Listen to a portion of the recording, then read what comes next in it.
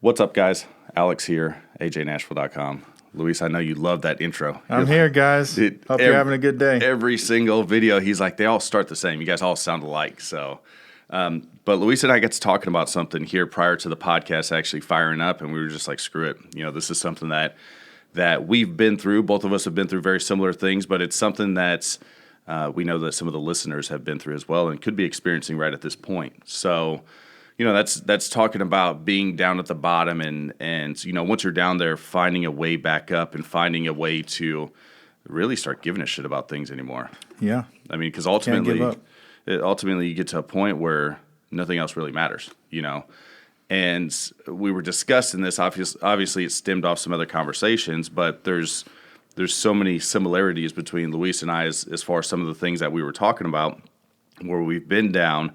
And it's almost like you don't want to get up and even get out of bed in the morning. No, I just want to keep sleeping.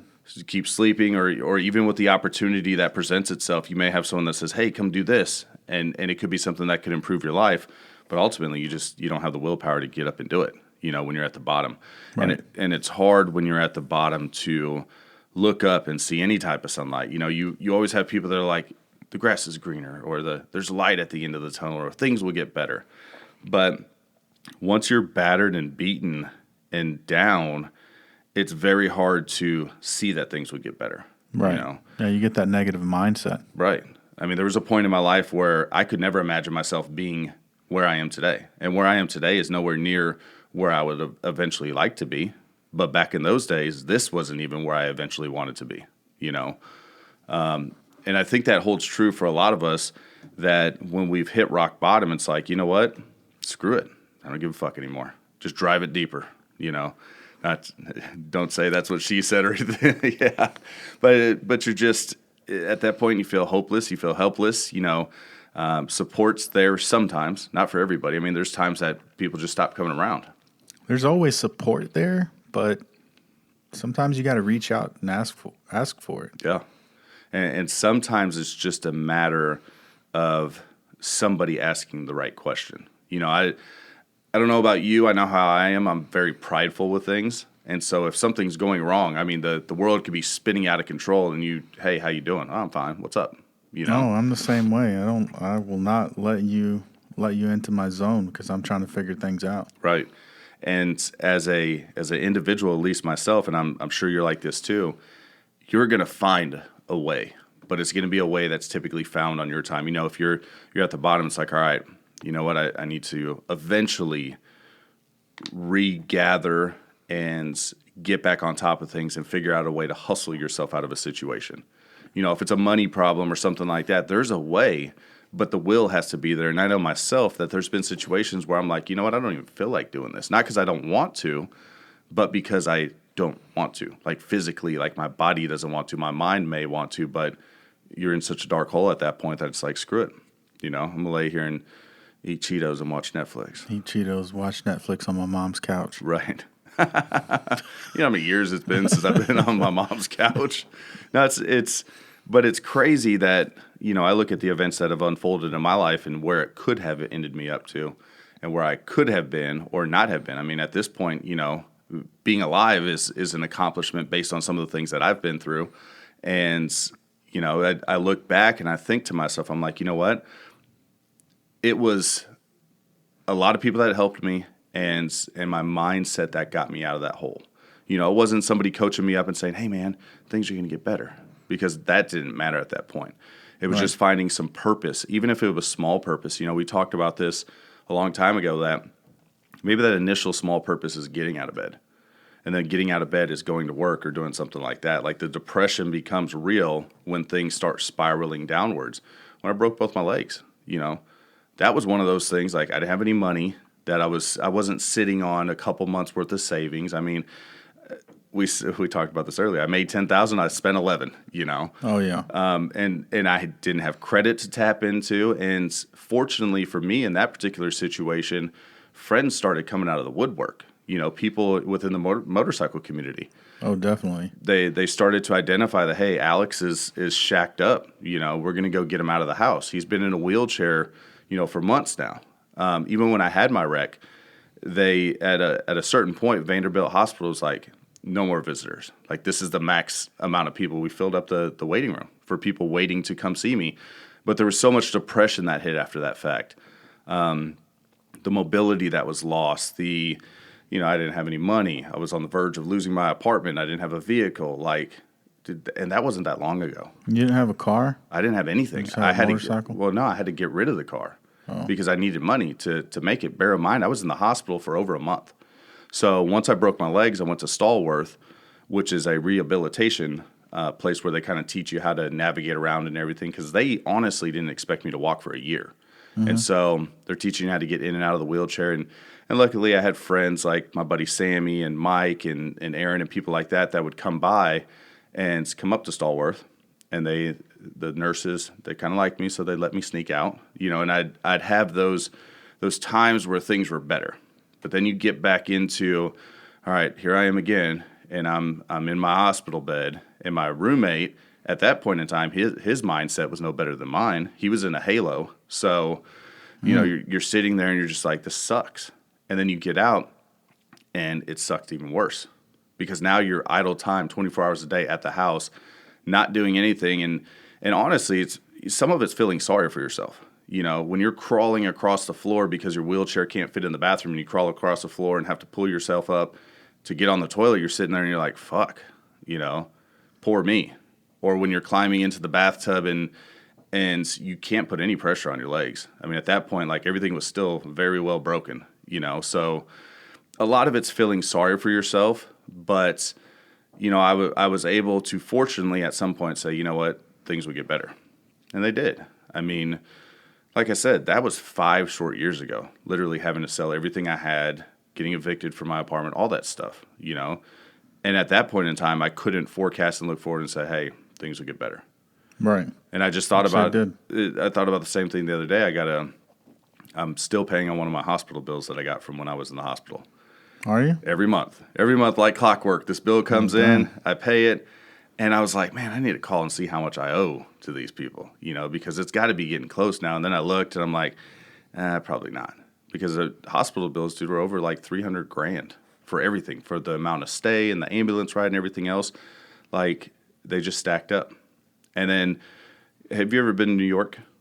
Yeah. Okay. I don't want to go back. No, but do you know when you get into the city, like when you get into Manhattan, stuff like that, and you look up and you can't really see the sky, all you see is buildings all around you. I bet, yep. That's how things felt. The problems that had stacked up, that's how it felt. Everything above me, people are like, there's light at the end of the tunnel. No, there's not, because all I see is fucking concrete. You can't tell night from day, and it just, it's, like I said, a lot of it was me feeling sorry for myself. Why me? Poor me. Nobody's coming, And so it's just a change in mindset. And I look back at those days and, once again, I'm grateful for the friendships that I made out of it. My buddy Mike, who I'm still really good friends with today, my buddy Jordan, I had a buddy that brought a Xbox over. He's like, here, just take it. You can have it. You can't do anything anyways. Take this, And it's those people that are reaching out. What I'm alluding to, and I think that, correct me if I'm wrong, we need to do that just as human beings to each other, just to go out and be aware of what each other's going through and kind of keep tabs on each other and make sure that the people that you care about are doing okay. At the end of the day, when I was in my hole, the best thing was somebody showing up or someone calling and text messaging and things like that, saying, how's things going? Do you need anything? Do you want to go out for lunch? Anything like that. Those little things kind of kept me motivated and kept me going. Right. And I think as human beings, and once again, we've talked about this portion before, we just have a responsibility to look out for each other, especially in what spurred up this conversation when we talk about veterans. Because veterans, we know a guy, one day he's great, the next day he's got things going on in his life and he recognizes some red flags and he goes and gets some help for it, But would you ever envision that person necessarily needing the help that he expressed that he needed on that particular day? I wouldn't, not based off his surface, what you see on the outside. Same with... I was quite surprised. Yeah, actually, and I'm glad that he got the help he needed. I'm glad he was able to identify the red flags that he saw and said, you know what, I've got to fix this. But not everyone's in that position. Look at people like Robin Williams. happiest man on earth on the surface. You know, that outside shell is pretty hard, especially when you've been through things like a lot of us have been through in life. You know, you've got this armor-plated shell, and nobody can break through it, and inside everything's just melting away, you know? Well, I'm there. We got some armored shells, but there's a lot of stuff going on inside that people don't know about. Yeah.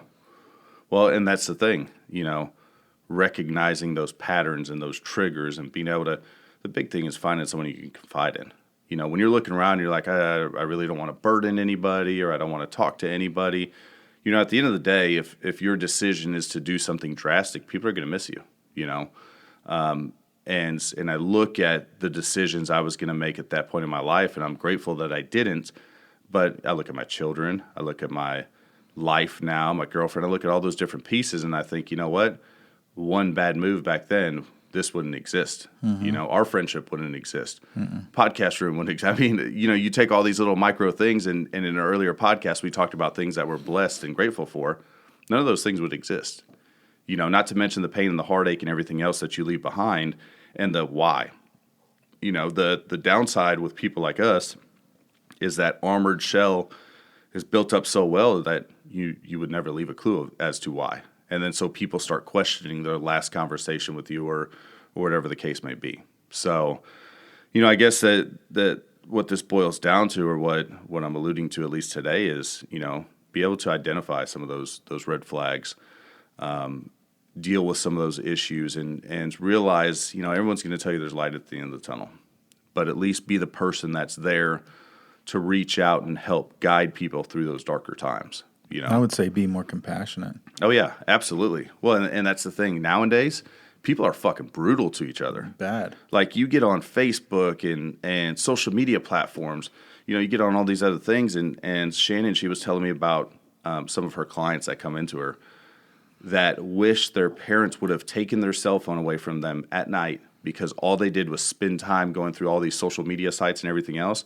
and basically getting their feelings hurt from shit that was posted on there. Well, that, and seeing that's one reason, like, I've, within the past couple of months, yeah, I've turned my notifications off to Facebook. I've deleted social media, in a sense, like different applications. Yeah. And because if I get on Facebook, I can tell you that at one point in time that I noticed it, and that's why I did it. Right. Was I was scrolling along, and I read a post, mm-hmm. and it made me happy. Right. Like, I laughed. Right. I scrolled some more. I read a post. It made me sad. Yep. I scrolled some more. I read another post. It pissed me off. Right.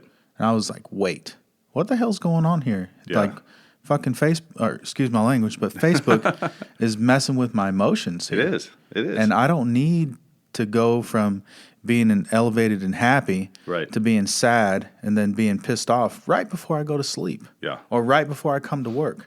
And you nailed it right there. You know, we're allowing ourselves to have our day kind of set by what it is we see. You open your eyes, you look on Facebook first thing, and you're like, oh, I'm pissed off now. Mm-hmm. Then you're in the shower and you're pissed off about something. Then you're driving to work, you're still pissed off. You know, and platforms like that almost create a bipolar type, not personality, but mood change. Well, they're triggering endorphins within your system. Right. They're triggering emotions to fire off. And you read those things and you're just like, oh, you know, the frustration. This isn't fake frustration. This is real. Like, you're genuinely pissed off and you're ready, you're fired up, mm-hmm. you know. But we're doing that based off other people's words. And here's one thing I say quite a bit, and I haven't said this in a while, is everything is an inside job. You know, how do we let what people say impact us? If you and I are joking around and I say something, you know, off key to you, it's not going to piss you off like if you and I don't know each other and I say something off key to you, because, you know, ultimately I'm messing with you, you're messing with me. It is what it is. But we allow people's, what they say, what they do, their actions, whatever it may be, we allow that to influence us. Right. Because we allow that door to be open to say, okay, what you said pissed me off, and now you got to deal with that. I mean, we've all been in those conversations on Facebook where we should have never responded in the first place, and then it's back and forth, back and forth, back and forth. And you're just, the anger is so real, you're like, if I see you, I'm going to punch you in the fucking face, you know? No, throw punches, for right, sure. Exactly, exactly. So, you know, and the compassion portion that we're talking about, you never know when the person that is down at the bottom sees the wrong thing. that trigger point, the tipping point, whatever it may be. And obviously you'll never be able to 100% appease everybody. But some of the things is just being a positive person to turn to. That's something I do on a regular basis. If I'm going through my Facebook and there's someone that's constantly negative, I don't give a fuck who they are. They're gone.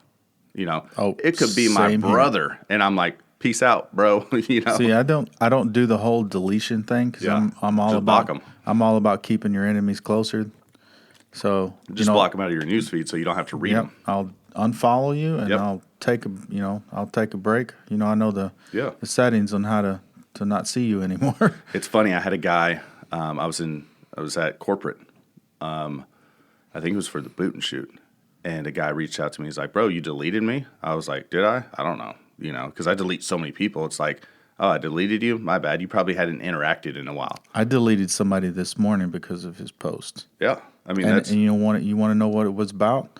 It was about him sharing another post of someone parking like a little crooked, messed up in a parking spot. Right. Well, this person left a note on their windshield saying that they put their testicles in their door handle. Did I laugh? Yeah, it was funny, but he said he was going to go do it to someone else, and I'm like, you know what? Yeah. But no, see, that's you don't know who the hell you're messing with. That's passive aggressive bitch stuff too.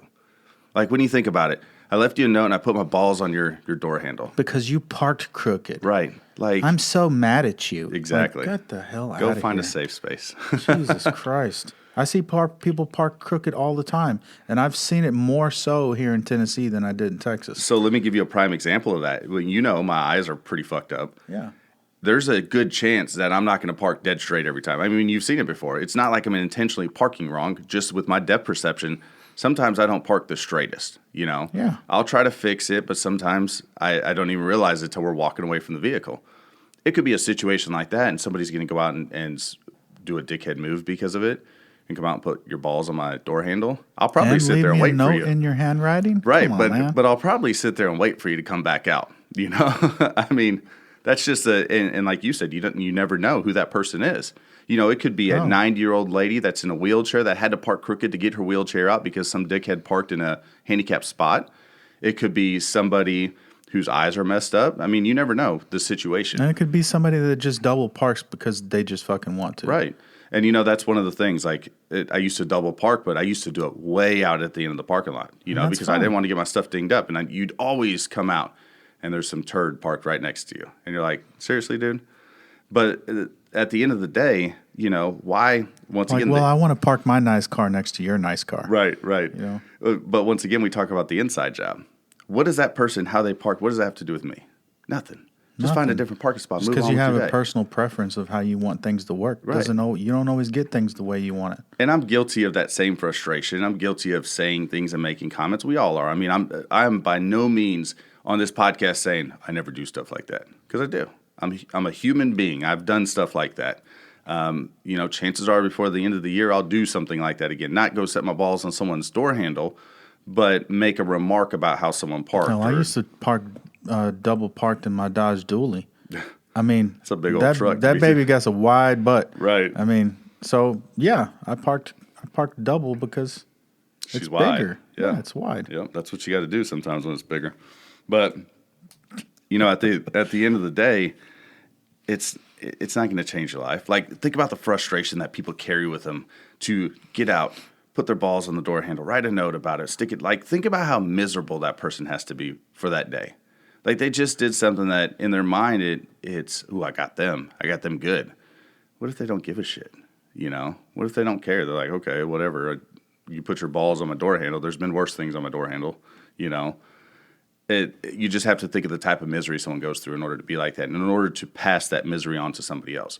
The biggest thing is, we've talked about this one, and all these podcasts are starting to tie together just in this basic conversation where we talked about how people influence your attitude. Right. You get that same person that just wrote that note and talked about doing that, and that person's going to go brag to all his buddies or all her buddies. Well, if he said balls, well, in today's society, you never know. So all their buddies about what they just did, and that's going to influence people, Right. So, the biggest thing is Just be mindful of people. Be thoughtful of them. Be compassionate. Be aware of the people that you care about. You never know when somebody's here today and gone tomorrow. And I'm not just talking about from a suicide standpoint. People can get in thetheir car and you never see them again. The last time you saw them was when they pulled out of the driveway. And so be mindful of that. Be mindful of people's condition mentally. We're all too often to walk out the door with the last word we said is a word that is one that we would regret for the rest of our lives if it was the last word we ever got to say to a person. Be aware of those that you care about, which I know I said that before, but I really, really mean that. Like we're so high speed in everything we do anymore. The being absorbed into Facebook and Instagram and all those different sources that we forget to look at the people across from us and just say something simple. How are you? How are you doing? Yeah. Is everything okay? And being observant of people's attitudes. When you're so absorbed in what it is you're doing on a day-to-day basis, it's very hard to look at someone and be like, something's wrong. I can tell something's wrong, Whereas before all of this was introduced into our lives, we were able to identify and be like, hey, man, you all right? You're acting kind of weird. Even if you see someone post something off key somewhere, reach out to them. Don't be afraid to be like, hey, is everything good? Do you want to do lunch? Anything like that. So, take care of people. Take care of yourself, especially this holiday season. There's a lot of people that are missing the people that are closest to them. I myself, my mom, it's the holiday season. I never let that out that I'm bothered that my mom's not here. But these 3 holidays, Thanksgiving, Christmas, and New Year's, are hard for me because my mom's not here, Right. But 99.99% of people will never have a clue of that because, once again, what do we have? That hard outside shell. It's like an M&M but stronger. You got this stay away from me, and inside you're just like, this sucks. So. Oh yeah. But anyways, closing words. Not really. I mean, be compassionate towards others. Think about your decisions before you act on them. Mm-hmm. That's really much all I got. Don't park like a dick. Don't park like a dick. I don't care how you park. Yeah, I mean, don't care. It doesn't make a difference. But realistically, let's weigh out the things that really mean something to us and the things that don't. At the end of the day, do you really care about how people park or anything like that? Like, what's really important? What's important enough to invest your time, your mind space, your heart place? What's important to risk and jeopardize that, with? And utilize those things, especially during this holiday season. Once again, a lot of people out there that they just don't have things. We've got kids that we're raising Play-Doh for that are in the hospital that will spend Christmas in the hospital. Think about that. Some of us are bitching that we didn't get the gun that we wanted or the phone we wanted or whatever, but you've got people that are away from their families. You got people deployed overseas, people in jails, people working, as first responders. Just so many different types of people that are away from their family during this time of year, So, and just as a closing statement, big shout out to our sponsors, Broker Title and Escrow. If you're looking for a great title company, reach out to Greg. Also builtbydesign.co. Brandon and them over there at Built by Design, they made this amazing table that I look at every day. I'm just like, that thing's badass. Yeah, solid nice as can be. Table. Right? So thanks again for everything you guys do. I hope everyone has a fantastic weekend. We'll talk to you soon.